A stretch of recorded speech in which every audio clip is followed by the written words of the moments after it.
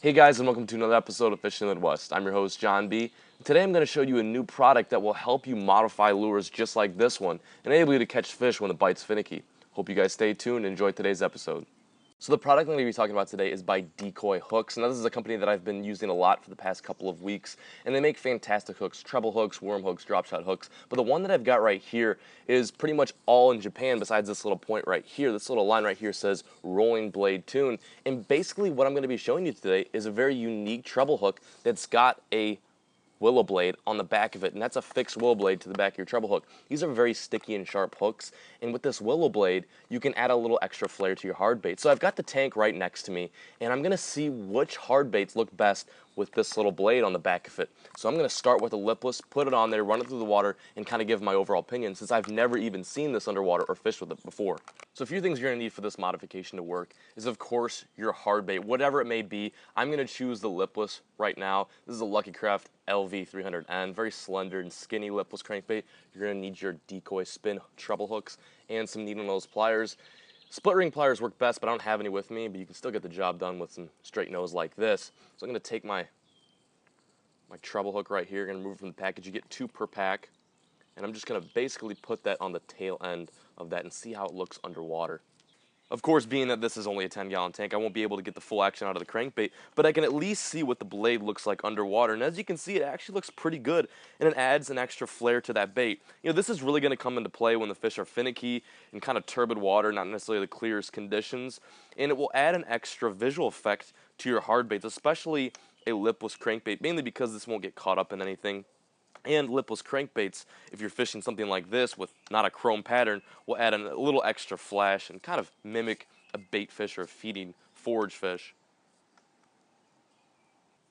Up next, I'm going to take the Decoy rolling blade treble and put it on a Megabass Vision 110. And I think that this could be a huge game changer because there's mainly 2 baits that cold water anglers like throwing, one being a blade bait and the other one being a jerk bait. And if you can combine 2 aspects from both those lures and put it into one presentation, you may have a moneymaker right here. And I'm not sure how this is going to look underwater, but if it does look good, I could see this being a huge and very effective tool for cold water lethargic largemouth and smallmouth bass.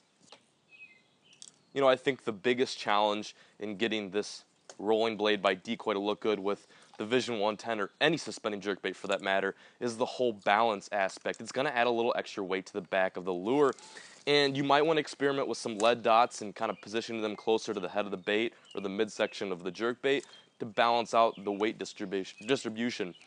It looks good, especially at standstill. That blade still even moves even when the jerkbait's idle, but it's going to add a little heaviness to the back, and that may affect the way that bait suspends in mid-water column. But if you can get it to work and do a little tweaking, I think this could be a very deadly cold water, clear water jerkbait for winter months or even fall months. Okay, so the Vision 110 didn't work out as expected paired with the Decoy rolling blade treble. Although it did look pretty good, I could see a lot of functionality problems coming into play and getting that bait to suspend true. It kind of wants to go backwards opposed to forwards, and that's kind of the position you need a jerkbait to suspend if you want to get bit. So the next lure I want to see underwater with the rolling blade on the back is a square bill crankbait. This one in particular being an old Jackal Oscar shad. I think this could look pretty good because with a lipless crankbait, you've got a very tight side-to-side wobble, and that blade moves really nicely, but it doesn't really show its true colors. And with this, you kind of get a slow idle motion, and while it still moves, it just doesn't look as good. But with a square bill crankbait, you get a lot of side-to-side hunting actions, which can really enable this blade to show its true colors and move in an erratic motion to get some of those fish to bite, that being some of those more aggressive shad-feeding, bait fish, forage-feeding fish to hit this lure. So I'm going to see what this looks like underwater here in a little bit. At first glance, this presentation looks outstanding. You know, that blade no longer has that subtle action, that minute action with the lipless crankbait and the jerkbait. It's going side to side, and it complements the wobbling motion of that square bill crankbait. I think this could be a huge game changer when it comes to square bill cranking. Adds a little bit of an extra effect to your bait and almost acts like a glimmering tail.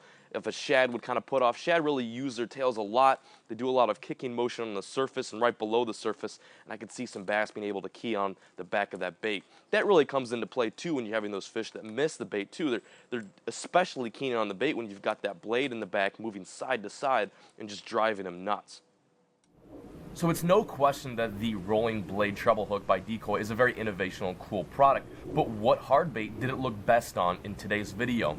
I'm probably going to have to go with the square bill Oscar shad, only because it's got this really erratic side-to-side hunting motion, and it goes very well with how this square bill moves in the water.